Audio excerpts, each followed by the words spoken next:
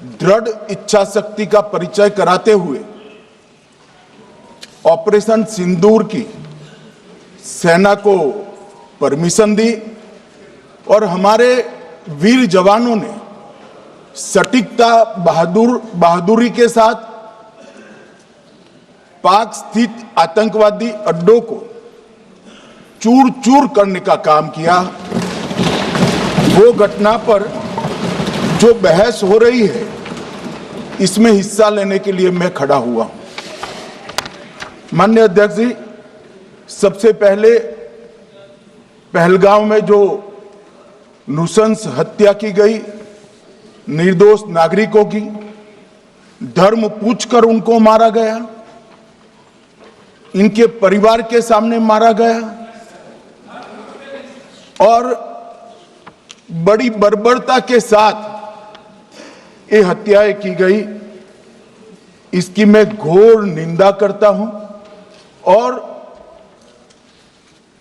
जो मारे गए हैं इनके परिजनों के साथ अत्यंत हृदय की गहराइयों से मैं संवेदना भी व्यक्त करना चाहता हूं। ऑपरेशन सिंदूर के जवाब में पाकिस्तान के हमारे नागरिक ठिकानों पर गोलीबारी की, इसमें भी कुछ नागरिक हताहत हुए,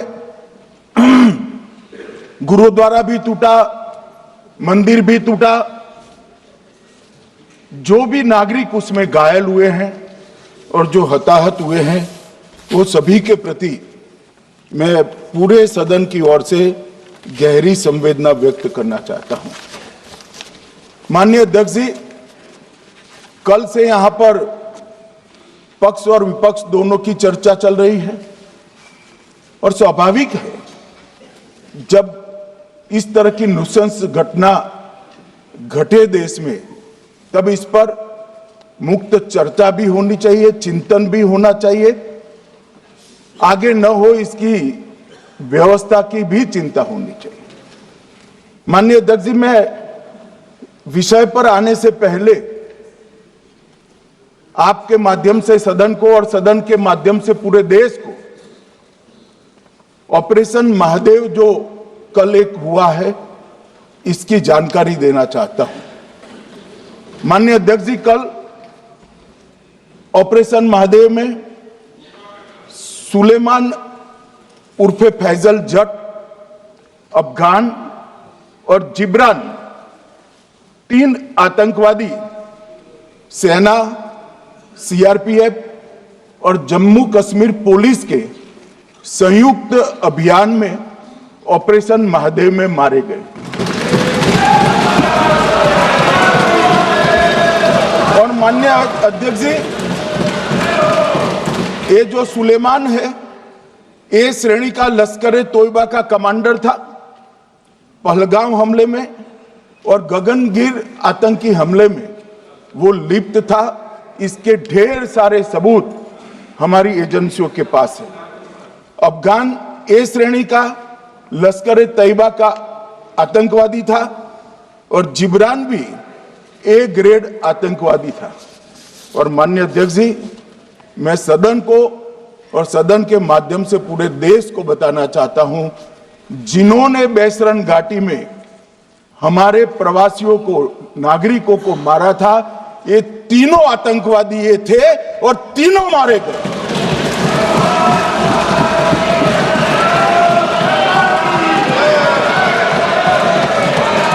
और मान्यवर, मैं आज इस सदन के माध्यम से सेना के पैरा 4, सीआरपीएफ के सारे जवान जो अभियान में शामिल थे और जम्मू कश्मीर पुलिस के जो जवान थे, वो सभी को सदन और पूरे देश की ओर से बहुत बहुत साधुवाद देना चाहता हूं। माननीय अध्यक्ष जी, मैं इस ऑपरेशन महादेव के बारे में थोड़ा डिटेल में बताना चाहूंगा। ऑपरेशन महादेव की शुरुआत 22 मई 2025 को, एक प्रकार से तो जिस दिन हत्या हुई थी उसी दिन रात को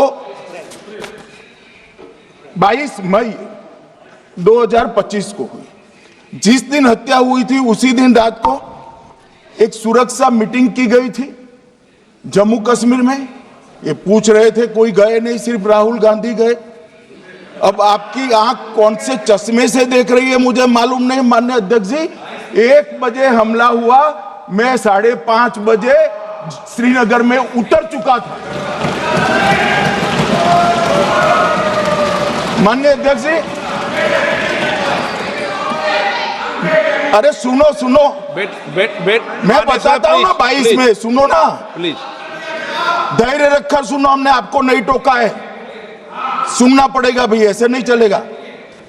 माननीय अध्यक्ष जी, नहीं, पर बैठे बैठे मत बोलिए आप भी। माननीय अध्यक्ष जी, माननीय अध्यक्ष जी, 23 अप्रैल को टिप्पणी मत करिए। एक सुरक्षा मीटिंग की गई। सभी सुरक्षा बल, सेना, CRPF, BSF, Jammu Kashmir police, और सबसे पहले उसमें निर्णय किया गया कि जो नृशंस हत्यारे हैं वो देश छोड़कर पाकिस्तान भाग न पाए, इसकी हमने पुख्ता व्यवस्था की और भागने नहीं। 22 मई को आईबी के पास एक ह्यूमन इंटेल आई और एक क्षेत्र के अंदर, दाची गांव क्षेत्र के अंदर आतंकवादियों की उपस्थिति की सूचना मिली। आईबी और सेना द्वारा दाचीकाम क्षेत्र में अल्ट्रा सिग्नल कैप्चर करने के लिए जो इंस्ट्रूमेंट हमारी एजेंसियों ने बनाए हैं, इसके द्वारा इस सूचना को पुख्ता करने के लिए मई से 22 जुलाई तक लगातार प्रयास किए गए। ठंड में ऊंचाइयों पर हमारे सेना के अधिकारी पैदल इनके सिग्नल प्राप्त करने के लिए घूमते रहे, आईबी के अफसर भी घूमते रहे, सीआरपीएफ भी घूमती रही, और मान्यवर 22 जुलाई को हमें सफलता मिली। सेंसर्स के माध्यम से आतंकवादी होने की पुष्टि मिल गई। तब 4 पैरा जो हमारी सेना का एक हिस्सा है, उसकी नेतृत्व में 4 पैरा के जवान, सीआरपीएफ के जवान और जम्मू कश्मीर पुलिस के जवान मान्यवर एक साथ ये आतंकवादियों को घेरने का काम किया। सेना, सीआरपीएफ, जम्मू कश्मीर पुलिस की मीटिंग भी की गई। जो 5 ह्यूमन एसेट्स थे उनको भी वहां भेजा गया, और कुल मिलाकर कल जो ऑपरेशन हुआ, इसमें हमारे निर्दोष नागरिकों को मारने वाले तीनों आतंकी मौत के घाट उतार दिए। मान्यवर, तीनों के नाम मैंने बताए हैं, सुलेमान उर्फे फैजल जट, अफगान और जिब्रान। मान्यवर, वो तो एक आशंका थी कि यही लोगों ने घटना की है, मगर मैं बाद में एनआईए की जांच पर आता हूं। एनआईए ने पहले से ही इनको, जिन्होंने आसरा लिया था, वो लोगों को गिरफ्तार कर रखा था। उनको खाना पहुंचाने वाले लोगों को अपने कब्जे में रखा था। तो जब आतंकवादियों के शव श्रीनगर आए, इनसे पहचान कराई गई। 4 लोगों ने पहचान लिया, यही 3 लोग थे जिन्होंने पहलगांव में आतंकी घटना को, मगर हमने इस पर भी भरोसा नहीं किया मान्यवर, कोई जल्दबाजी नहीं की। हमने जो आतंकी घटना स्थान से कारतूस मिले थे, वो कारतूस का एफएसएल रिपोर्ट पहले से करा कर रखा था, और चंडीगढ़ सेंट्रल एफएसएल के अंदर बैलिस्टिक रिपोर्ट के आधार पर उनका रिपोर्ट तैयार था। जब ये कल आतंकवादी मारे गए, इनकी 3 राइफलें पकड़ी गई। एक M9 अमेरिकन राइफल थी और 2 AK-47 राइफल थी। जो कारतूस मिले थे वो भी M9 और AK-47 के भी थे, मगर हमने इससे भी संतोष नहीं माना। ये राइफलों को एक विशिष्ट विमान के द्वारा कल रात को 12 बजे चंडीगढ़ पहुंचा गया और पूरी रात फायरिंग कर इसके भी खाली खोखे जनरेट किए गए, 2 खोखों का मिलान किया गया, राइफल की नाली और निकले हुए खोखों का भी मिलान हो गया। तब ये तय हो गया कि इन्हीं 3 राइफलों से हमारे निर्दोष नागरिक मारे गए। और मान्यवर, आज मैं सदन को बताते हुए बहुत खुश हूं।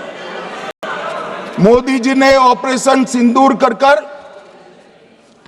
आतंकवादियों को जिन्होंने आतंकवादियों को भेजा था, उनके आकाओं को जमीन में मिलाने का काम किया था। सेना और सीआरपीएफ ने वो आतंकवादियों को भी समाप्त कर दिया। और मान्यवर,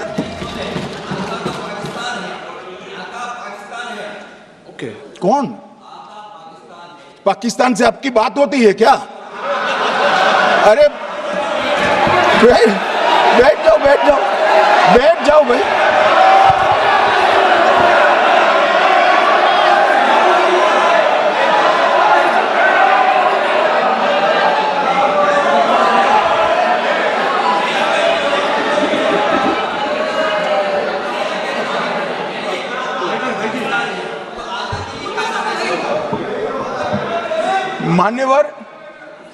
मान्यवर, मैं बताता हूं कैसे इनके आका मारे गए, वो भी नाम के साथ बताता हूं, जगह के साथ बताता हूं, घंटे, मिनट और सेकंड के साथ बताता हूं। मान्यवर, मैं तो अपेक्षा करता था कि जब एक सूचना सुनेंगे पक्ष विपक्ष में खुशी की लहर दौड़ जाएगी, मगर ये स्याही पड़ गई इनके चेहरे। ये क्या है मान्यवर? किस तरह की पॉलिटिक्स? भाई, आतंकवादी मारे गए, आपको इसका भी आनंद नहीं है?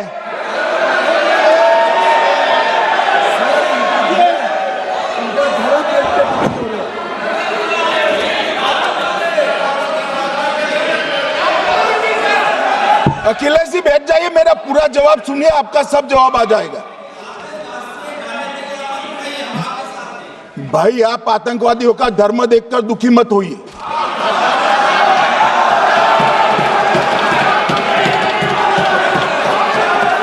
अखिलेश बैठ जाइए यार।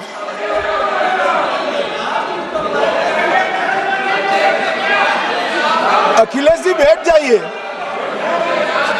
मान्यवर, किसी को संशय रखने की जरूरत नहीं है। बैलिस्टिक रिपोर्ट मेरे पास है, मेरे हाथ में है, और 6 वैज्ञानिकों ने इसको क्रॉस चेक किया है।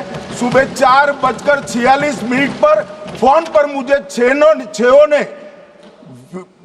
वीडियो फोन पर कहा है कि 100% वही गोलियां हैं जो वहां चलाई। मान्यवर,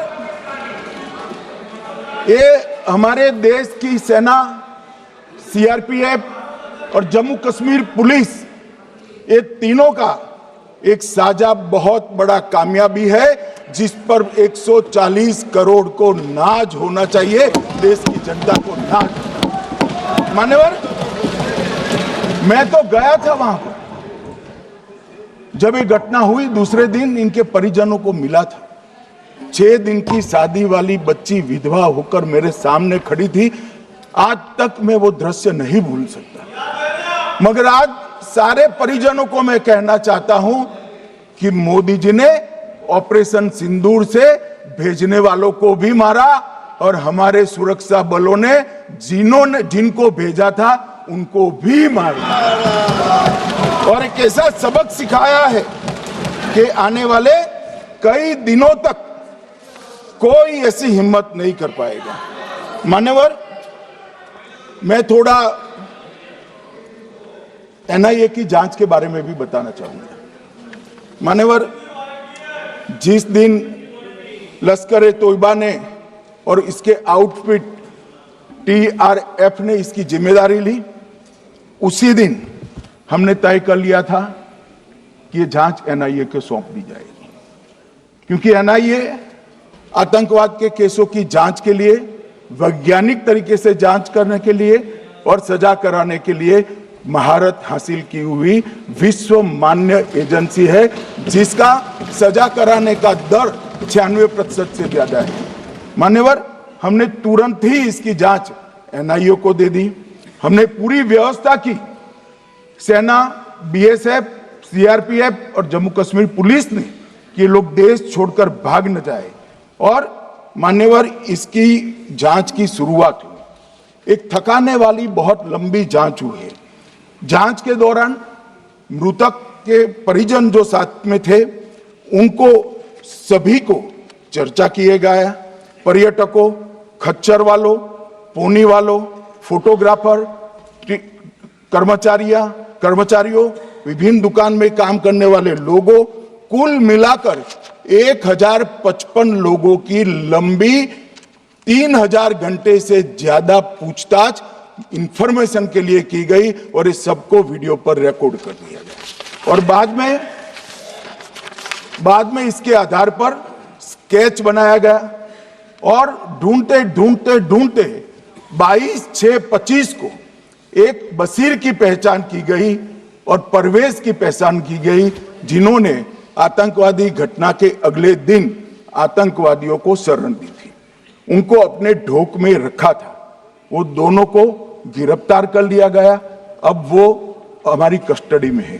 दोनों गिरफ्तार अपराधियों ने खुलासा किया कि 21/4/25 की रात को 8 बजे 3 आतंकवादी बेसरन से लगभग 2 किलोमीटर दूर स्थित परवेज ढोक में आए थे। आतंकवादियों के पास AK-47 और M9 कार्बाइन थी। जो 2 आतंकवादियों ने काली पोशाक पहनी थी और एक ने छद्म वेश किया था। खाना खाया, चाय पी और ढोक से निकलते वक्त कुछ खाना, नमक, मिर्च और मसाले लेकर वो चले गए। मान्यवर, उस वक्त हमने जिन खोखो को रिकवर किया था, इसको हमने चंडीगढ़ FSL में टेस्टिंग के लिए भेज दिया। और जब चंडीगढ़ FSL में टेस्टिंग के लिए भेजा गया तो वही राइफल से एप्को आतंकी हमला हुआ था, वो भी निश्चित हुआ। तो आज इसके साथ साथ दूसरे एप्को आतंकी हत्या को अंजाम देने वाले आतंकियों का भी इसके साथ ही समाप्ति हुई है, उनको मार दिया गया है। मान्यवर, और इसके बाद में स्केच बनाया गया। गिरफ्तार किए गए दोनों आरोपियों की माता जो थी, इन्होंने ये तीनों आतंकियों के मृतदेहों को पहचान लिया है।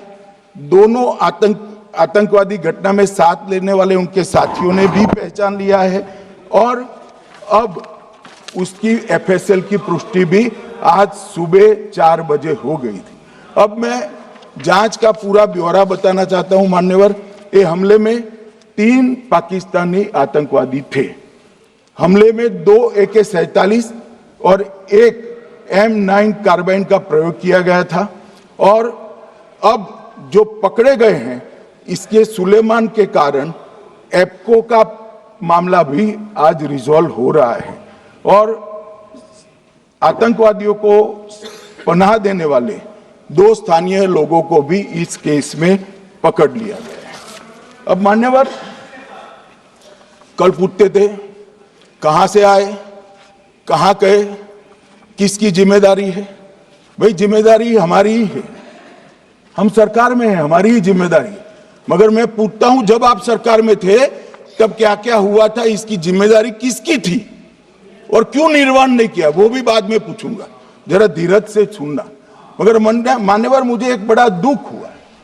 कल इस देश के पूर्व गृह मंत्री चिदंबरम जी ने सवाल उठाया कि क्या प्रूफ है कि ये आतंकवादी पाकिस्तान से आए। और मान्यवर, कब उठाया? जब संसद में चर्चा होने वाली थी। क्या कहना चाहते हैं चिदंबरम साहब? किसको बचाना चाहते हैं? पाकिस्तान को बचाकर आपको क्या मिलेगा? वो ये कह रहे हैं कि और क्या है, मत जवाब दो।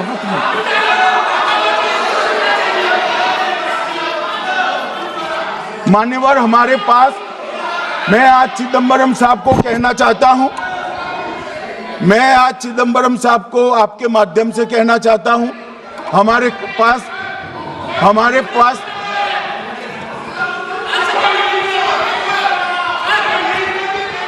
मान्यवर हमारे पास प्रूफ है, वो भी मैं सदन के सामने रखना चाहता हूं कि तीनों पाकिस्तानी थे। 3 में से 2 के पाकिस्तान के वोटर नंबर भी आज हमारे पास उपलब्ध है। मान्यवर ये राइफलें हैं, ये राइफलें भी हमारे पास उपलब्ध है। इनके पास से जो चॉकलेटें मिली हैं, वो चॉकलेटें ढोक में से मिली, वो भी पाकिस्तान की बनाई हुई चॉकलेट है। मान्यवर ये कहते हैं कि पाकिस्तानी नहीं थे, इसका मतलब पूरी दुनिया के सामने इस देश का एक पूर्व गृह मंत्री पाकिस्तान को क्लीन चिट दे रहा है।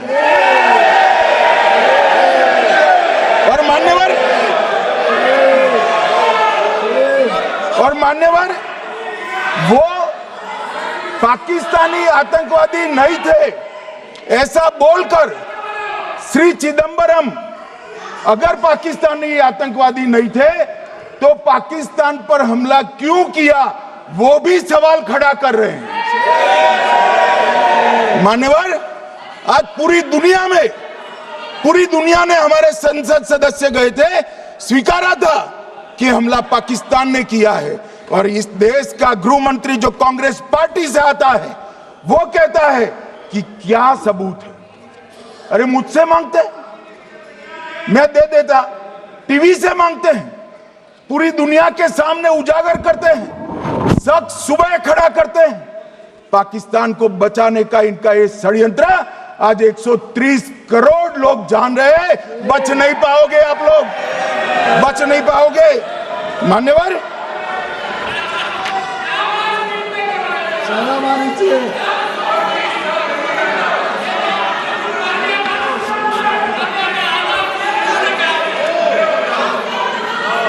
मान्यवर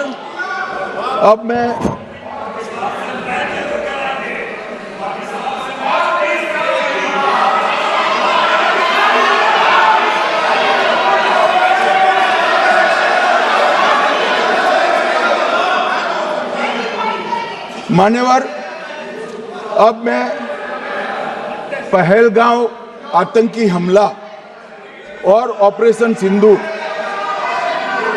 ये दोनों घटनाक्रम के लिए मान्यवर ये अभी से थक जाते हैं।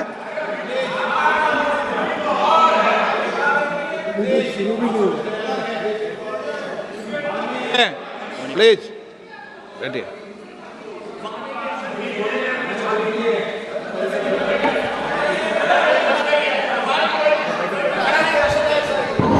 मान्यवर मैं आपके माध्यम से कहना चाहता हूं, थोड़ा धैर्य रखे भैया, अभी तो शुरू हुआ है, अभी तो शुरू हुआ है। मान्यवर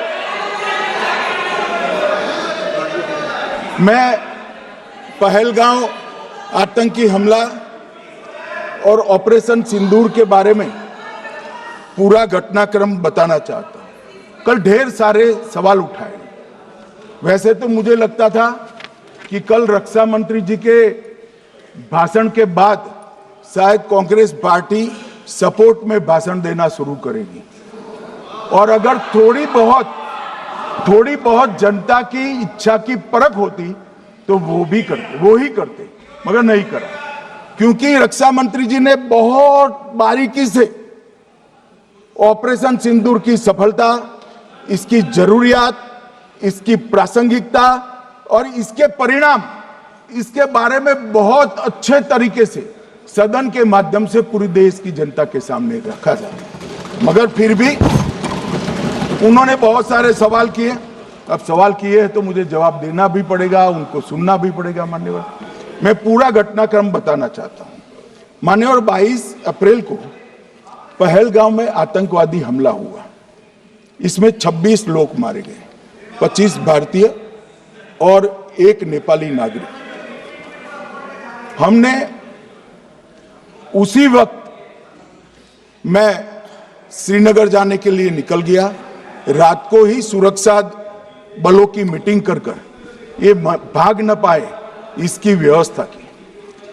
माननीय मोदी जी ने 23 और 30 अप्रैल को सीसीएस की मीटिंग चेयर की। ये कह रहे हैं, मैं आज बताना चाहता हूं कि सीसीएस की 23 अप्रैल की मीटिंग में क्या हुआ। सबसे पहला कांग्रेस पार्टी का ब्लंडर था सिंधु जल संधि, इसको स्थगित करने का काम नरेंद्र मोदी जी ने किया। हमने अटारी के माध्यम से एकीकृत जांच चौकी जो चलती थी उसको बंद कर दिया। पाकिस्तानी नागरिकों के सार्क वीजा को सस्पेंड कर सभी को वापस पाकिस्तान भेजने का काम किया। पाकिस्तान स्थित उच्चायोग में रक्षा, सैन्य, नौसेना के सलाहकारों को अवांछनीय व्यक्ति घोषित किया। संख्या को 55 से घटाकर 30 किया और सीसीएस ने ये संकल्प लिया कि जहां पर भी ये आतंकवादी छुपे हैं उनको और उनकी ट्रेनिंग करने वाले अड्डों को सेना, पुलिस, सीआरपीएफ, बीएसएफ उचित जवाब देगी। मान्यवर, जिस तारीख को ये हुआ उसी दिन ये निर्णय हो चुका। मान्यवर, इसके बाद में कल गोगाई जी कहते थे मोदी जी 24 को पहलगाम जाने की जगह बिहार गए। सुनो यार। मान्यवर, मोदी जी जब ये पहलगाम घटना हुई यहां नहीं थे, विदेश में थे। आने के बाद तुरंत सीसीएस बैठक की और मोदी जी जिस दिन बिहार गए उस दिन पहलगाम में कुछ नहीं, कोई नहीं था, सिर्फ राहुल गांधी थे। सारे लोग चले गए थे, सारे लोग वहां से अपने अपने ठिकाने पर चले गए थे। मगर इन्होंने एक बात कही, उस पर मेरी आपत्ति है। मान्यवर, उन्होंने कहा 24 अप्रैल को चुनावी भाषण किया। मान्यवर, देश का नेतृत्व करने वाले देश के प्रधानमंत्री की फर्ज होती है कि देश की संप्रभुता पर, देश के नागरिकों पर अगर ऐसा जघन्य हमला होता है तो जनता की भावनाओं के अनुरूप जवाब देना चाहिए। मान्यवर, मैं आज आपकी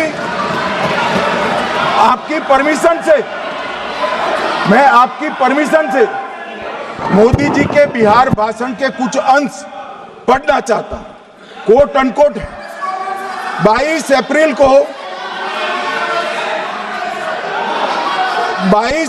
को पहलगाम का यह हमला केवल निहत्थे पर्यटकों पर नहीं बल्कि पूरे भारत की आत्मा पर एक दुस्साहसपूर्ण प्रहार है। आतंकवाद के प्रति दृढ़ और कड़ा रुख, आतंकियों और इसके हमले की साजिश रखने वालों की कल्पना से भी बढ़कर उनको सजा दी जाए। मान्यवर, महत्वपूर्ण है आतंकियों और इसकी साजिश रचने वाले दोनों को। आतंकियों की बची खुची जमीन भी मिट्टी में मिलाने का समय आ गया है। 140 करोड़ भारतीय इस बात के लिए एकजुट है कि आतंक के आकाओं की कमर तोड़ दी जाएगी। भारत हरेक आतंकवादी और उनके समर्थकों की पहचान करेगा, उनका पता लगाएगा और उन्हें दंडित करेगा। आतंकवाद कभी भी भारत की आत्मा नहीं तोड़ पाएगा। न्याय सुनिश्चित करने का मैं हर संभव प्रयास करूंगा। अनकोट। अब इसमें किसी को चुनावी भाषण दिखाई पड़ता है तो उसकी समझ शक्ति पर बहुत सारे सवालिया निशान लग जाते हैं। ये चुनावी भाषण नहीं है, आतंकवाद के खिलाफ लड़ने का 140 करोड़ भारतीयों का प्रतिघोष है जो मोदी जी ने वहां दिया। इनको चुनावी भाषण दिखाई पड़ता है। जैसे चश्मे होते हैं ऐसी ही दृष्टि होती है। मान्यवर, इसके बाद 30 अप्रैल को मान्यवर 30 अप्रैल को सीसीएस की बैठक हुई। पहले 23 को हुई थी। उसमें सशस्त्र बलों को पूर्ण ऑपरेशन की फ्रीडम दे दी गई। प्रधानमंत्री मोदी जी ने सीसीएस की उपस्थिति में रक्षा मंत्री, एनएसए और सेनाओं के प्रमुख के साथ बैठकर पूर्ण ऑपरेशनल फ्रीडम देने का काम किया और इसके बाद ये ऑपरेशन सिंदूर हुआ। मान्यवर, ऑपरेशन सिंदूर 7 मई को रात को 1:04 से 4 मिनट से 1:24 तक चला। उसमें पाकिस्तान के 9 आतंकी ठिकानों को ध्वस्त कर दिया और पूरी दुनिया ने इसके दृश्य देखे।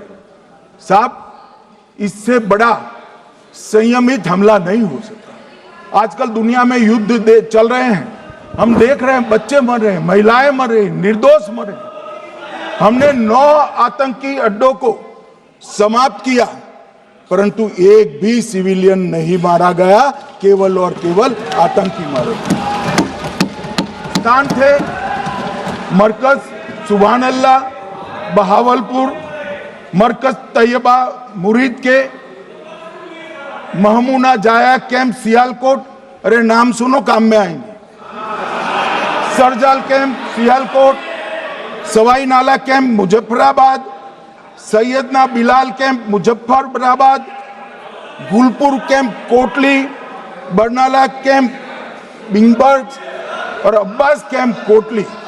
मान्यवर, सर्जिकल स्ट्राइक और एयर स्ट्राइक में हमने पाक ऑक्यूपाई कश्मीर में ही हमला किया, एक प्रकार से भारत के हिस्से पर ही हमला किया।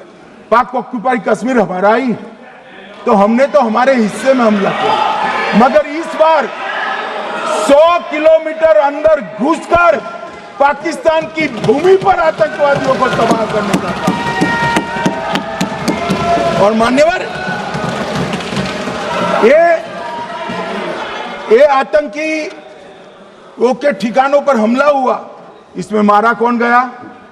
हाफिज मोहम्मद जमील जैसे मोहम्मद के प्रमुख मौलाना मसूद अजहर के बहनोई, मुदस्सर खादियान मरकज तैयबा मुरीद का प्रमुख, याकूब मलिक जेएम पदाधिकारी, मोहम्मद हमसा जमील जेएम ऑपरेटिव, मोहम्मद यूसुफ अजहर गंभीर रूप से घायल था, फिर मारा गया, जैसे मोहम्मद का आमिर, मोहम्मद हसन खान गंभीर रूप से घायल था, फिर मारा गया, जेएम ऑपरेटिव मोहम्मद हसन गंभीर रूप से घायल हुआ, अब्दुल मलिक, खालिद अबू अक्स और नोएम मलिक, इनका कोई पता ठिकाना नहीं। और मान्यवर, ये पूछते थे मुझे कल कि पहलगांव के दोषी कहां गए, वो पहलगांव के दोषी कहां गए? ये जो मैंने, अरे सुनो ना यार, ये जो 10 मैंने नाम पढ़े हैं, इसमें से 8 ये चिदंबरम एंड कंपनी के समय में आतंकवादी घटना घटाने वाले लोगों को नरेंद्र मोदी जी ने मारा। ये हमें पूछते कहां गए? अरे भाई, आपके समय में जो छुप गए थे उनको चुन चुन कर हमारी सेना ने समाप्त कर दिया है। और ये 10 नहीं, कल राजनाथ जी घबराते घबराते बोले हैं, अब ऑथेंटिक शब्द का है, मैं बढ़ा नहीं सकता, मगर कम से कम 100 लोगों को हमारी सेना ने समाप्त, 100 से अधिक लोगों को हमारी सेना ने समाप्त करने का काम। मान्यवर, और इस पर भी गर्व नहीं कर सकते आप? इस पर भी गर्व नहीं कर सकते?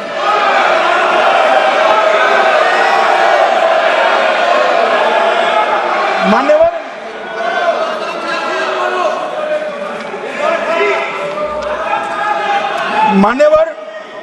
7 मई को 1:26 पर 22 मिनट पर ये हमारा काम समाप्त हो गया। हमारे डीजीएमओ ने उनके डीजीएमओ को बता दिया कि भाई, हमने आतंकवादी हमलों पर, स्थानों पर सिर्फ हमला किया है, इनके हेडक्वार्टर पर हमला किया है, जो हमारा आत्मरक्षा का अधिकार है। पूरी दुनिया इसको एक्नॉलेज करती है। ऐसा नहीं हो सकता मनमोहन सिंह के समय की तरह कि वो आकर मारेंगे और हम चुपचाप बैठे रहेंगे और जाकर चर्चा करेंगे। नरेंद्र मोदी सरकार, ऐसा नहीं हो सकता। डोजियर भेजते रहे।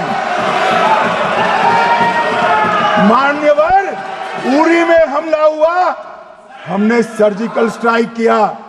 पहलगाम में हमला हुआ, एयर स्ट्राइक करा, और अरे पुलवामा में हुआ, एयर स्ट्राइक करा, और पहलगाम में हमला किया। 100 किलोमीटर अंदर जाकर 9 अड्डों और 100 से ज्यादा आतंकवादी को समाप्त। मान्यवर, अब देखिए, हमने तो हमला किया था पाकिस्तान स्थित टेररिस्ट ठिकानों पर। अब पाकिस्तान से गलती हो गई। टेररिस्ट ठिकानों पर जो हमला किया था उसको वो अपने पर का हमला मान बैठे, और पूरी दुनिया में कहते थे कि हमारा टेररिज्म से कोई लेन देन नहीं है। ये तो अब ऐसे ही ग्रुप करते, हम तो विक्टिम है, जो मनमोहन सिंह ने सर्टिफाइड भी कर दिया था कि ये भी विक्टिम है। मान्यवर, मगर दूसरे दिन इनकी श्रद्धांजलि का कार्यक्रम हुआ, और पाकिस्तान को मालूम नहीं पड़ा कि ये पूरी दुनिया देखेगी। सेना के आला अफसर उनके नमाजे जनाजा में उपस्थित हुए, उनके जनाजे को कंधा दिया, और ये सारे आतंकवादियों के जनाजे के जुलूस के अंदर पाकिस्तानी सेना, इनके अफसर, आईएसआई के अफसर, वहां की पुलिस के अफसर अश्रुभीनी आंख के साथ जुड़े थे। और मान्यवर, ये सिंदूर ने पाकिस्तान को पूरी दुनिया में एक्सपोज कर दिया कि पाकिस्तान के अंदर टेररिज्म स्टेट स्पॉन्सर्ड टेररिज्म है। ये पूरी तरह से, मान्यवर, पूरी तरह से एक्सपोज हो गया। 8 मई को पाकिस्तान ने हमारे रिहायशी इलाकों में हमला किया, हमारे सेना के अड्डों पर हमला किया, मगर एक भी मिसाइल से उनका कुछ नुकसान नहीं कर पाई। बहुत नजदीक से की हुई गोलाबारी के कारण हमारे एक गुरुद्वारा टूटा, एक मंदिर टूटा, कुछ हमारे नागरिक हताहत हुए। और दूसरे दिन 9 मई को मोदी जी ने सेना को हुक्म दिया, एक मीटिंग करी, राजनाथ जी, मोदी जी, एनएसए, सेना के सारे अध्यक्ष, और जवाब देने का तय किया, और उनके 11 एयरबेस को क्षतिग्रस्त करने का काम किया। मान्यवर, 8 एयरबेस इतने सटीक तरीके से तोड़े गए, पाकिस्तान की पूरी एयर डिफेंस सिस्टम धरी की धरी रहेगी, कुछ नहीं कर पाई। नूर खान चकलाला एयरबेस तोड़ दिया गया, मुरीद तोड़ दिया गया, सुगुर्दा तोड़ दिया गया, रफीकी तोड़ दिया गया, रहीम यार खान तोड़ दिया गया, जकोबाबाद तोड़ दिया गया, सुक्कुर और भोलारी भी तोड़ दिया। और सुक्कुर, लाहौर, अरिफवाला, चुनेन, जकोकाबाद और नया चोर, ये 6 रडार सिस्टम भी उनके पूरी तरह से ध्वस्त कर दिए। 2 surface to air guided weapon Lahore और ओकारा में इनका जखीरा भी समाप्त कर दिया गया। और मान्यवर, ये हर चीज में पॉलिटिक्स करते हैं, हर चीज में। जब उन्होंने हमारे रिहायशी इलाकों पर हमला किया, फिर भी हमने इनके रिहायशी इलाकों पर हमला नहीं किया, सिर्फ इनके एयरबेस और एयर डिफेंस सिस्टम को निशाना बनाया और उनकी आक्रमण करने की क्षमता को पंगु कर रख दिया। हमारी पूरी सेना, पूरी वायुसेना, पूरी नौसेना अक्षुण्ण थी और उनकी हमला करने की क्षमता को हमने छिन्न विछिन्न कर दिया। पाकिस्तान के पास शरण में आने के अलावा और कोई चारा ही नहीं था। इसलिए मान्यवर, इसलिए 10 मई को डीजीएमओ ने, पाकिस्तान के डीजीएमओ ने भारत के डीजीएमओ को फोन किया और 5 बजे हमने इस संघर्ष को विराम किया। अब मान्यवर,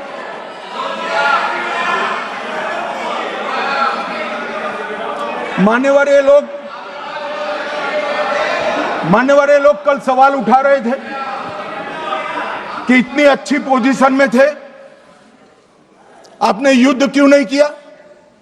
युद्ध के कई परिणाम होते हैं मान्यवर, करना न करना वो सोचकर करना पड़ता है। मगर मैं इसी देश के इतिहास से कुछ घटनाएं बताना चाहता हूं। 1948 में मान्यवर कश्मीर में हमारी सेनाएं निर्णायक बढ़त पर थी। सरदार पटेल ना बोलते रहे, जवाहरलाल नेहरू जी ने एक तरफा युद्ध विराम कर दिया। और मान्यवर मैं बड़ी जिम्मेदारी के साथ कहता हूं, मैं इतिहास का विद्यार्थी हूं, पाक ऑक्यूपाई कश्मीर का अगर अस्तित्व है तो जवाहरलाल नेहरू जी की ये युद्ध विराम के कारण है। इसका जिम्मेदार जवाहरलाल नेहरू है। मान्यवर 1960 में सरदार पटेल ने विरोध किया था, गाड़ी लेकर आकाशवाणी तक गए थे, घोषणा न करते दरवाजे बंद कर दिए थे। मान्यवर 1960 में सिंधु जल पर भौगोलिक व रणनीतिक रूप से हम बड़े मजबूत थे और उन्होंने सिंधु समझौता क्या किया? 80% भारत का पानी पाकिस्तान को दे दिया। मान्यवर 62 के लड़ाई की बात मैं बाद में करता हूं। 65 की लड़ाई में हाजीपीर जैसे स्ट्रेटेजिक जगह पर हमने कब्जा किया था, 66 में उसको लौटा दिया गया। मैं 71 के युद्ध की भी बात करना चाहता हूं। मान्यवर 71 में कल राजनाथ जी ने भी बताया, पूरे देश ने इंदिरा जी का समर्थन किया था। उन्होंने पाकिस्तान के 2 टुकड़े कर दिए। बहुत बड़ी विजय थी भारत की और सदियों तक भारत इस विजय पर गर्व करेगा। हम सब भी करते हैं, हमें कोई आपत्ति नहीं। मगर हुआ क्या मान्यवर? युद्ध की विजय की चकाचौंध में क्या हुआ? 93 हजार युद्ध बंदी हमारे पास थे, 93 हजार, और 15,000 वर्ग किलोमीटर क्षेत्र पाकिस्तान का हमारे पास था। 93 हजार युद्ध बंदी उस वक्त की पाकिस्तान की सेना का 42% और 15,000 वर्ग किलोमीटर क्षेत्र। मगर शिमला में समझौता हुआ, पाक ऑक्यूपाई कश्मीर मांगना ही भूल गए। अगर उस वक्त पाक ऑक्यूपाई कश्मीर मांग लेते, न रहेगा बांस न बजती बांसुरी। ये कैंप तोड़ने की जरूरत न पड़ती साहब आपको, हमको। मान्यवर इतना ही नहीं, पाक ऑक्यूपाई कश्मीर तो नहीं लिया, मांगना ही भूल गए। 15,000 वर्ग किलोमीटर की जीती हुई भूमि भी वापस दे दी। तय हुआ था पाकिस्तानी नरसंहार के लिए युद्ध अपराध न्यायाधिकरण बनेगा, नहीं बना। सेना ने पूर्वी पाकिस्तान में नरसंहार किया था। 195 पाकिस्तानी अधिकारियों पर मुकदमा चढ़ना था। भुट्टो अपने साथ इंदिरा जी के सामने से छुड़ा कर ले गए। जनरल मानेक शॉ का एक कोट अनकोट कहता हूं, जनरल मानेक शॉ का, जो एक प्रकार से आर्किटेक्ट माने जाते हैं बांग्लादेश विजय के, इन्होंने कहा कि भुट्टो ने भारत के नेतृत्व को मूर्ख बनाया। अब जो शब्द है मैं आप कोट अनकोट है, इसमें मेरा कुछ नहीं है, ये लोग गुस्सा न हो सकते। I told her into bracket Indira Gandhi, Indira ji को कहा that he into bracket Bhutto के लिए, he has made monkey out of you. समझ में आता है? ये फील्ड मार्शल साहब ने कहा है मान्यवर, और ये हमें सिखा रहे, ये नहीं किया, वो नहीं किया, फलाना नहीं किया, ठिकाना नहीं किया। अरे भाई, आप तो पाकिस्तान को क्लीन चिट दे रहे हो कि पाकिस्तान ने हमला ही नहीं किया है। क्या अधिकार है आपको पूछने का? कोई अधिकार नहीं है साहब। देखिए क्या होता है। मैंने कहा पाकिस्तान को क्लीन चिट दे रहे हो, तो कनी मोदी जी कह रही है कि नहीं, हम नहीं दे रहे। कनी मोदी जी माननीय अध्यक्ष जी, आपके माध्यम से मैं कनी मोदी को बताना चाहता हूं, माननीय सदस्य जी को, कि वो कह रही है हमने नहीं दिया, मगर जिसके साथ बैठते हो उसका दोस्त तो आपके सर पर आएगा ना।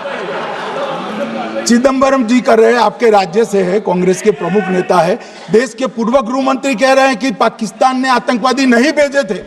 क्या क्लीन चिट देना चाहते? किसी को अधिकार नहीं है साहब यहां आतंकवाद पर बोलने का, किसी को अधिकार नहीं। मान्यवर, मैं अब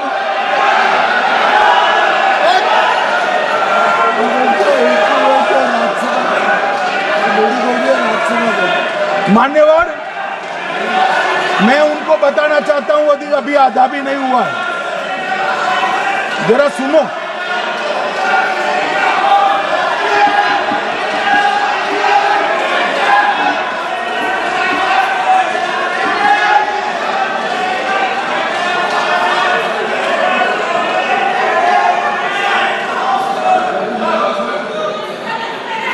मान्यवर,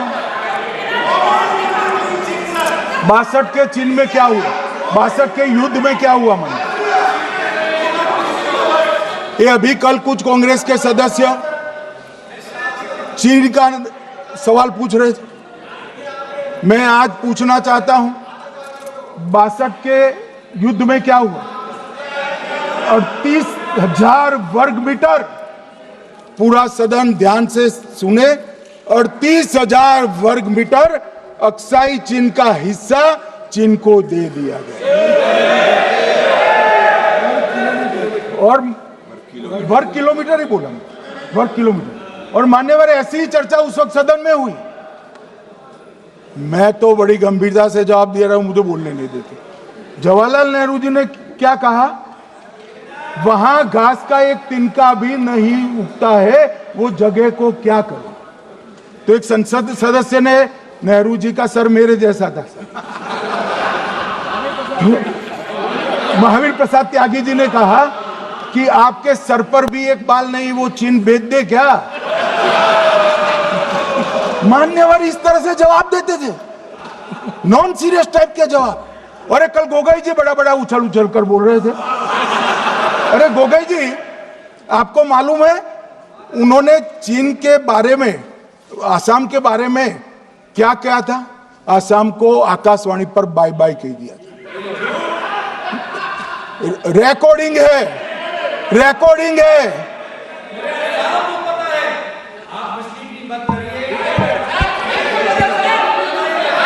मान्यवर, मैं भी सहमत हूं, मैं भी सहमत हूं, पूरे आसाम को पता है। मान्यवर,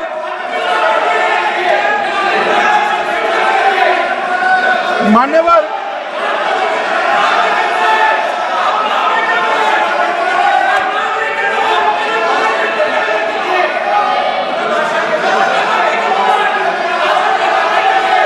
मान्यवर, मुझे मालूम है पूरे आसाम को पता है, इसीलिए तो वो विरोध पक्ष में बैठे हैं वहां पर आसाम में, पूरे आसाम को पता है। और मान्यवर,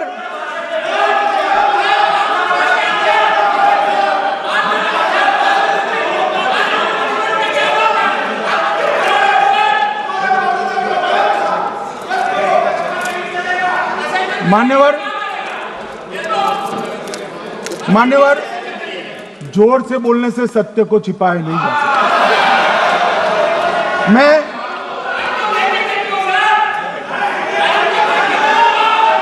मान्यवर, मैं selected works of Jawaharlal Nehru series volume 29 पृष्ठ 231 पर से एक जवाहरलाल नेहरू जी के पत्र को कोट करना चाहता हूं।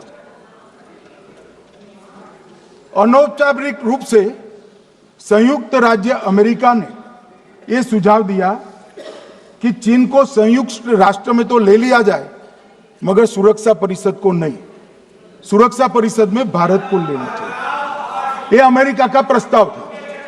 नेहरू जी ने कहा हम इसे स्वीकार नहीं करते क्योंकि इससे चीन के साथ हमारे संबंध खराब होंगे और चीन जैसे महान देश को बुरा लगेगा।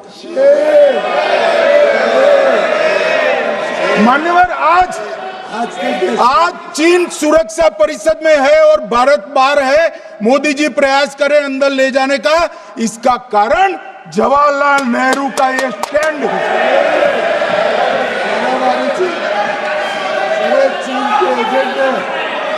और मान्यवर, ये तो पीढ़ी दर पीढ़ी चलता आ रहा है।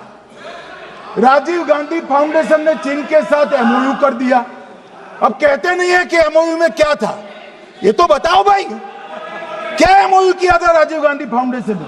और जब डोकलाम में हमारे सेना के जवान चीन की सेना के सामने आंख में आंख डालकर बैठे थे, वो चीन के राजदूत के साथ राहुल गांधी मीटिंग कर रहे थे। ये मान्यवर ऐसा नहीं है। जवाहरलाल नेहरू, सोनिया गांधी, राहुल गांधी, तीन तीन पीढ़ी तक के चीन का प्रेम उतरता जा रहा है। मान्यवर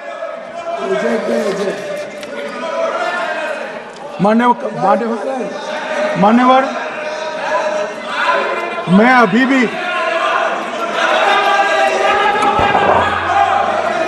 भी एक बात इस महान सदन के माध्यम से देश की जनता को कहना चाहता हूं, जो मेरी मान्यता है। ये सारी आतंकवाद की जड़ पाकिस्तान है और पाकिस्तान कांग्रेस पार्टी की भूल है। पार्टीशन स्वीकार न करते, पाकिस्तान कभी न होता।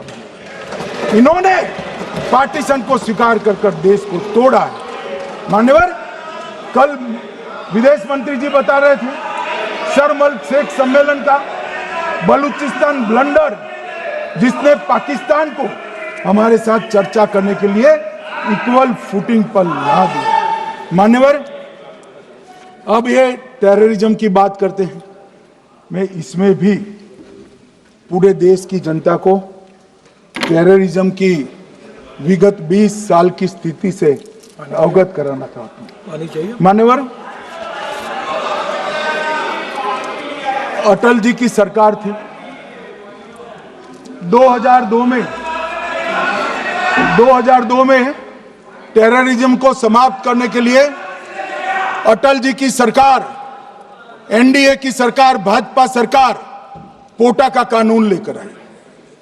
मान्यवर, मैं सदन को याद कराना चाहता हूं, पोटा कानून का विरोध किसने किया था? किसने किया? कांग्रेस पार्टी ने किया। हमारे पास बहुमत नहीं था राज्यसभा में। मजबूरन हमने कानून को गिर गया, मजबूरन संयुक्त सत्र बुलाना पड़ा और पोटा कानून संयुक्त सत्र में पारित हुआ। देश नहीं भूल सकता मान्यवर। और पोटा कानून को रोककर आज भी कांग्रेस पार्टी के नेता जब बोले तब कहे, पोटा कानून को रोककर किसको बताना चाहते थे आप? किसको बचाना चाहते थे? पोटा तो आतंकवादियों के खिलाफ था। पोटा को रोककर अपनी वोट बैंक का उल्लू सीधा करने के लिए आप आतंकवादियों को बचाना चाहते। और मान्यवर, 2004 में अटल जी की सरकार गई, मनमोहन सिंह, सोनिया गांधी की सरकार आई। आते ही पहला काम क्या किया मान्यवर? पहली ही कैबिनेट में पोटा कानून को रद्द कर दिया। मैं फिर से पूछता हूं, किसके फायदे के लिए कांग्रेस पार्टी ने पोटा कानून रद्द किया? जवाब दीजिए जरा यहां पर। और मान्यवर, इसके बाद क्या हुआ? 2004 के दिसंबर में पोटा कानून रद्द हुआ। 2005 में अयोध्या में रामलल्ला के टेंट पर हमला हुआ, आतंकवादी मारे गए। मुंबई लोकल ट्रेन 2005 में रामलल्ला पर हमला, 6 में मुंबई ट्रेन में बम धमाके 187 लोग मारे गए। 2006 डोडा उधमपुर में हिंदुओं पर हमला, 34 लोग मारे गए। 2007 हैदराबाद 44 लोग मारे गए। 2007 यूपी लखनऊ वाराणसी 13 लोग मारे गए। रामपुर सीआरपीएफ कैंप, वहां पर हमला हुआ 2008 में। 2008 में श्रीनगर के आर्मी के काफिले पर हमला हुआ, 10 सुरक्षा बल मारे गए। मुंबई आतंकी हमला 2008 में हुआ, 246 लोग मारे गए। जयपुर में 8 बम धमाके हुए, 64 लोग मारे गए। 2008 में अहमदाबाद में 21 बम धमाके हुए, 57 लोग मारे गए। दिल्ली में 2008 में 5 धमाके हुए, 22 लोग मारे गए। और पुणे की जर्मन बेकरी 17 लोग मारे गए। वाराणसी में 10 में धमाका हुआ, 11 में मुंबई में 3 धमाके हुए, 27 लोग मारे गए। अब मैं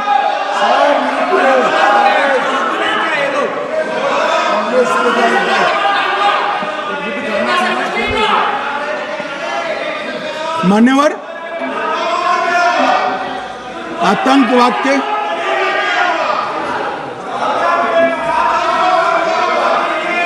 मान्यवर आतंकवाद के खिलाफ लड़ाई होती, कभी वो हमला करते हैं, मगर सवाल ये है कि इन्होंने 5 से 11 के बीच में 27 जघन्य हमले किए, 1000 के करीब करीब लोग मारे गए। आपने क्या किया? क्या किया आपने?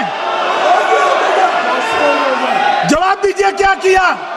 और मैं राहुल गांधी जी को चैलेंज देना चाहता हूं, इन्होंने इस आतंकवादी हमलों के खिलाफ उनकी सरकार ने जो कदम उठाए, यहां खड़े रहकर हिम्मत से बताए देश की जनता को, कुछ नहीं किया मान्यवर। ये यहां से आतंकवादियों की फोटो पाकिस्तान भेजते रहे, डोजियर भेजते रहे। और मान्यवर ये कहते हैं कि आपके समय में भी हमले हुए। मैं उनको अंतर समझाना चाहता हूं, वो देख नहीं पा रहे। मान्यवर, हमारे समय में जो भी आतंकवादी घटना हुई, पाक प्रेरित और कश्मीर सेंट्रिक हुई। देश के हिस्से में 2004 से 2014 से 2025 तक एक भी घटना नहीं हुई है मान्यवर। ये नरेंद्र मोदी सरकार है मान्यवर। और कश्मीर में भी आज स्थिति ऐसी हुई है, उनको पाकिस्तान से आतंकवादी भेजने पड़ते हैं। कश्मीर में आतंकवादी अब हमारे नहीं बनते हैं मान्यवर। और मैं सलमान खुर्शीद जी को भी याद करना चाहता हूं। एक बार मैंने बड़े सवेरे में नाश्ता करता था, टीवी पर उनको रोते हुए देखा। मुझे लगा क्या हुआ, कोई बड़ी घटना हो गई।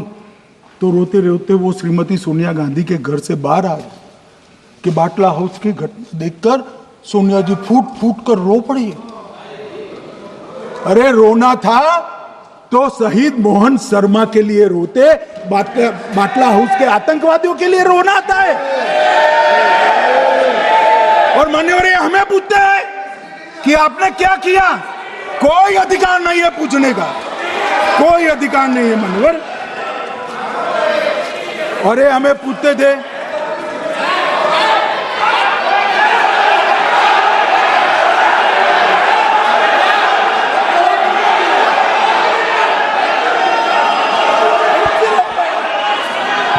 मान्यवर, अभी 25% बाकी।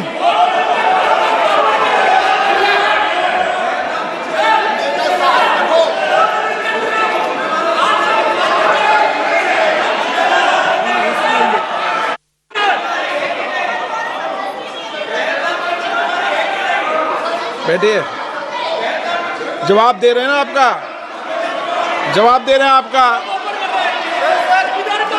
पहलगांव के बाद जो घटनाक्रम घटित उसका जवाब दे दिया ना माननीय गृह मंत्री जी ने।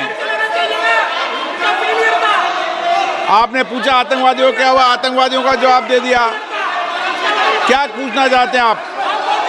आपने हर सवाल पूछा, हर सवाल जवाब सुनिए माननीय गृह मंत्री जी। मान्यवर,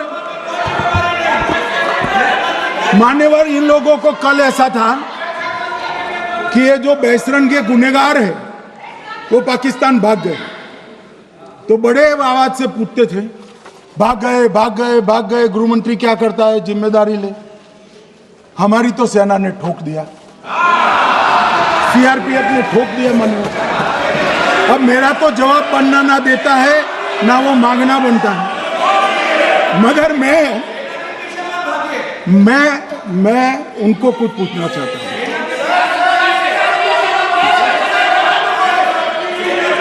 मान्यवर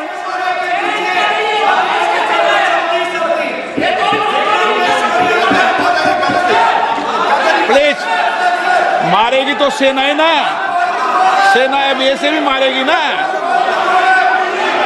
तो वो भी ये कह रहे हैं सेना और सीआईएसएफ ने मारा।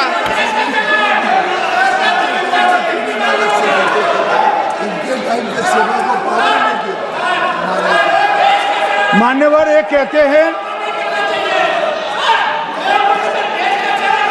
साहब इसको बिठाओ जरा।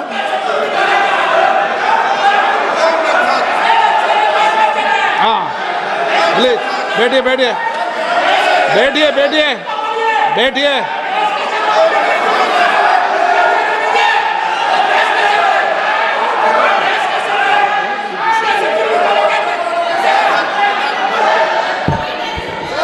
सबको मान्यवर ये लोग मुद्दा उठाना चाहते हैं तो जरूर उठाए। मैं आज सुबह ही सलमान खुर्शीद जी का वो इंटरव्यू मेरे मोबाइल में रिजर्व कर आया हूं।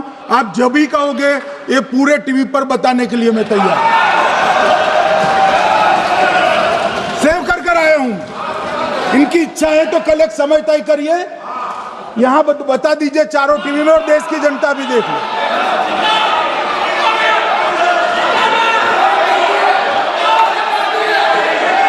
मान्यवर कह रहे हैं बताओ, आप बताओ, बताना है या नहीं बताना? नहीं, पूछो ना उनको। प्लीज प्लीज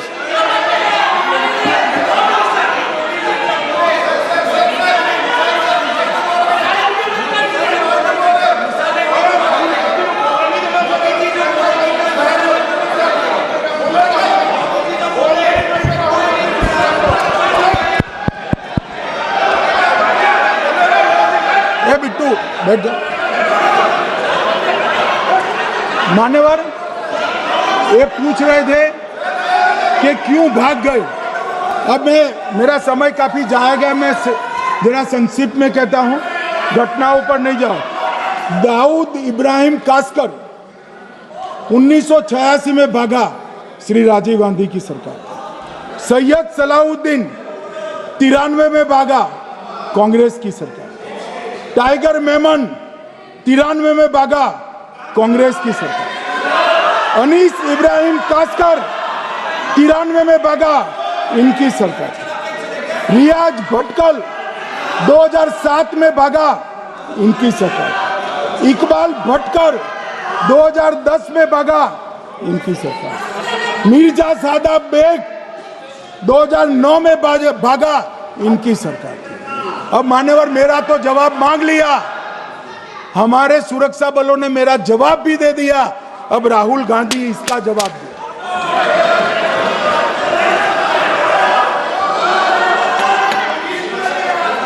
मान्यवर अब मैं कश्मीर के विषय में मैं बात करना चाहता हूं। कल कहते थे कि गृह मंत्री ने भाषण किया था कि 370 की कलम जाएगी तो आतंकवाद कम हो जाएगा। क्या हुआ? मान्यवर मेरा हिसाब देना बनता है। हम भारतीय जनता पार्टी के कार्यकर्ता हैं, ये नरेंद्र मोदी जी की सरकार है, हम जवाबदेह होते हैं जनता के प्रति, संसद के प्रति और देश के हितों के प्रति। मैं आज देश की जनता के सामने 2004 से 14 और 2015 से 25 10-10 साल का लेखा जोखा रखना चाहता हूं। 2004 से 14 में अखंड सोनिया मनमोहन की सरकार थी 10 साल की, और 15 से 25 अखंड रूप से नरेंद्र मोदी जी की सरकार। कश्मीर में टेरर इंसिडेंट 7,217 हुए थे 2004 से 14 में। 70% की कमी के साथ 2150 हो गए 1525। नागरिकों की मृत्यु 2004 से 14 में 1770 हुई, 2015 से 25 में कम होकर 357 हो गई, 80%। सिक्योरिटी फोर्सेस की मृत्यु 1060 हो गई उस वक्त, और हमारे समय में 542 हुई, और टेररिस्टों की मृत्यु में 123% की वृद्धि हुई। ये हमें पूछ रहे हैं क्या हुआ? आंकड़े से भाग नहीं सकते भाई, आंकड़े से भाग नहीं सकते। और अब मैं कहता हूं कि धारा 370 ने कश्मीर में आतंकवादी इकोसिस्टम को नष्ट कर दिया है, जिस धारा 370 को आपने इतने साल तक बचा कर। हमने जीरो टेरर प्लान बनाया है, एरिया डोमिनेशन प्लान बनाया है, मल्टी लेवल डिप्लॉयमेंट किया है, सुरक्षा जेलें बनाई हैं, 98% ट्रायल अब वीडियो पर हो रहे हैं, हमने संचार साधन बसाए हैं, और 702 फोन विक्रेता जेल में डाले, 2667 सिम कार्ड बन गए।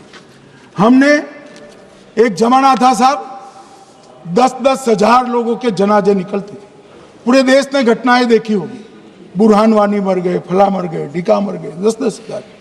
अब जो मारा जाता है उसको वही दफना दिया जाता है।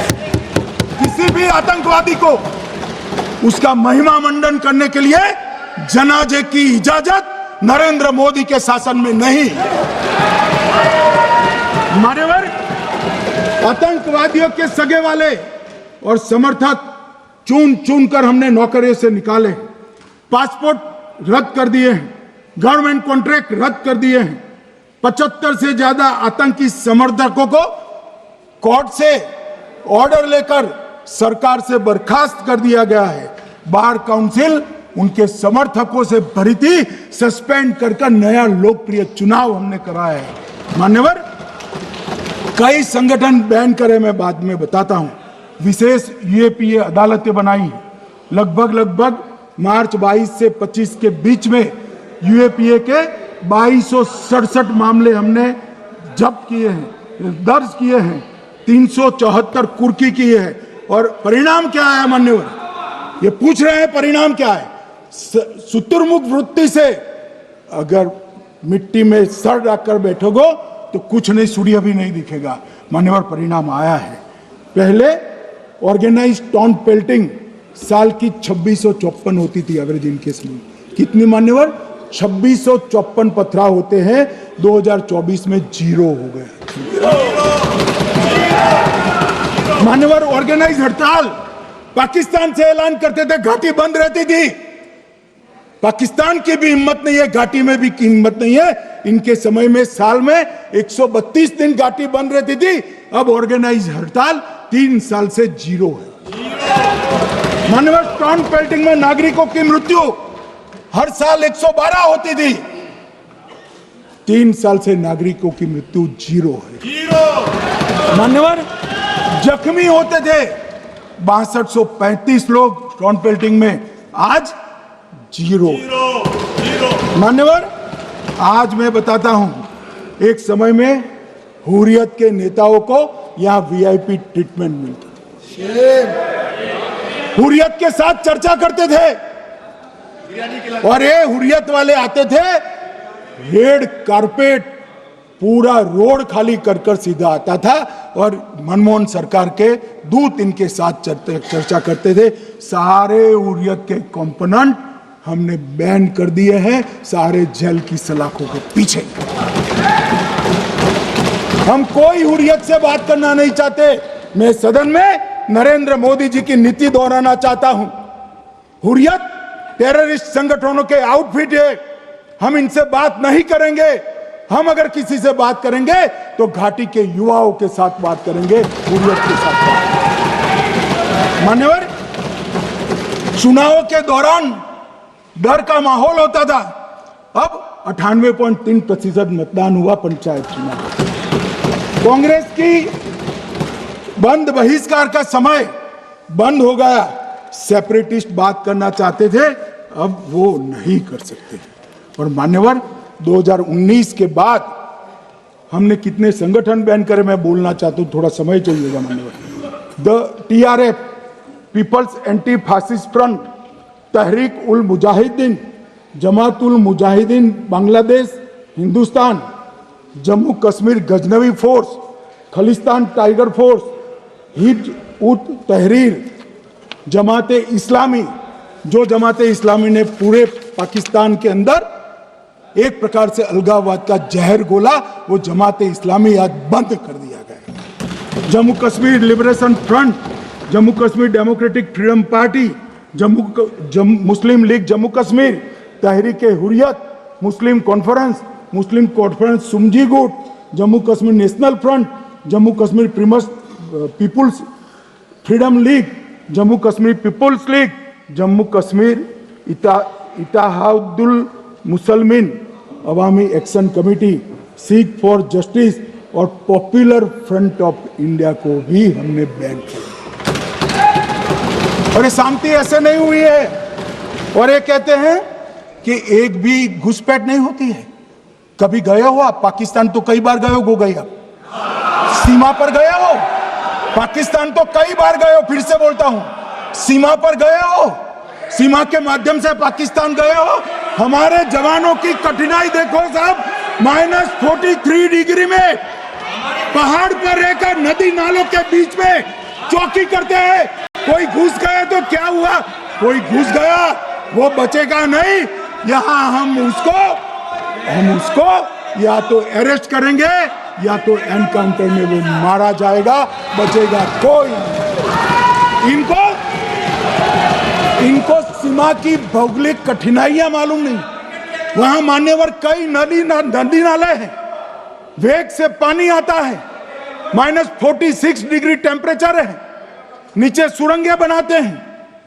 और ये तो ऐसे कह रहे हैं घुस गए। अरे भाई, आपके मन में तो, आपके समय में तो घुसने की जरूरत ही नहीं थी। आप बुलाते थे वीजा देकर, क्यों घुसेंगे? घुसने की जरूरत ही, जैसे आप पाकिस्तान जाते हो वैसे वो यहां आते। मान्यवर, अब ये कैसे हमें पूछ सकते हैं? मान्यवर,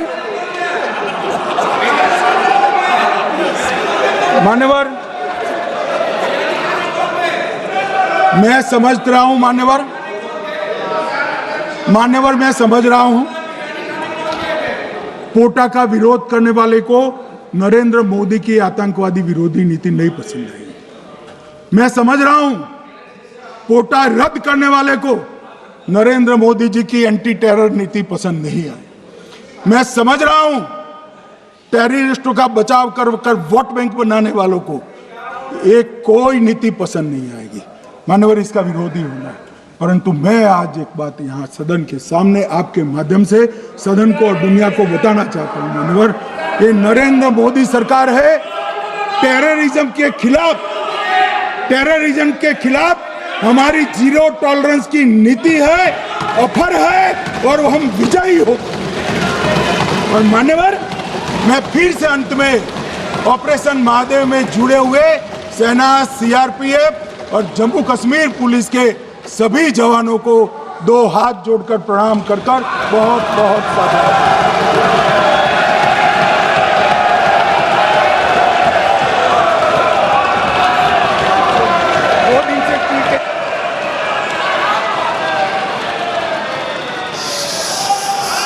श्रीमती के कनिमोझी, आप उसके बाद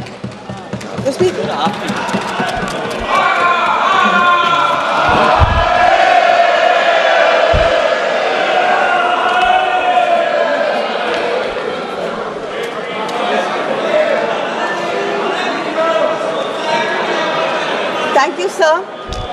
I take this opportunity. Sir, the house is not in order. Not in order. House in order. The time should be excluded. हो जाएगा। प्लीज अपनी अपनी सीट पे बैठिए please.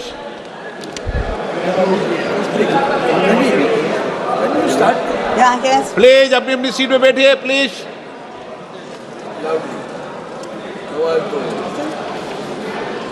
Thank you, sir. I take this opportunity to thank my party for giving me this opportunity to speak on this very important issue. And I like to say, the Home Minister in his speech pointed out saying, he made it sound like we are less patriotic. We have never failed this nation. So DMK was the first party which took out a rally at the Chief Minister, Mr. M.K. Stalin. Muthuvel Karunanidhi Stalin was the first Chief Minister to take out a rally in support of our defense forces. After Sir. speaking, you can't just go, sir. After speaking, you just can't go. Sir. Just wait for the speaker, sir. Sir, I'd like to bring to the attention of this House that when you call for an all-party leaders meeting, the leaders from the opposition parties came to the meeting and said that we stand with you. We stood with this country. You are against us. I think you go back, reinvent history in all your speeches. I don't think even the Congress people remember Jawaharlal Nehru ji as much as you do. But I should thank you for that. Because of you, so many young people in Tamil Nadu have gone back to read Periyar and Ambedkar. And today, all over the world, young people are finding out and wanting to know more about Jawaharlal Nehru ji, because, you know, a person who had such power to change history, to do everything, and imagine having such kind of power till today. Even you, whatever mistakes you commit is because of him. So people are really intrigued by that great leader, that students are going and reading about him. So I think the Congress and the opposition must be grateful to you. Sir, I also like to take this opportunity to thank the government for sending delegations out and giving opportunity to me to lead a delegation. The minister is here. Honourable member, please, just a minute. Please, other members, please be seated. मान्य सदस्यगण सब लोग बैठ जाइए. मान्य सदस्यगण सब बैठ जाइए सब. Please. No. You are not allowed. No. You are not allowed, Tagore sahab. Please, madam, start. Please be seated. Please start. Sir, I think for the first time, the BJP has shown some confidence in the opposition, and they have sent us out as leaders of delegations, as part of delegation, to represent this country. I thank them. But also I would like to say, if an opportunity to lead these delegations did not arise, we would have been happier and more grateful. Why did these delegations have to go? Why did this attacks have to happen?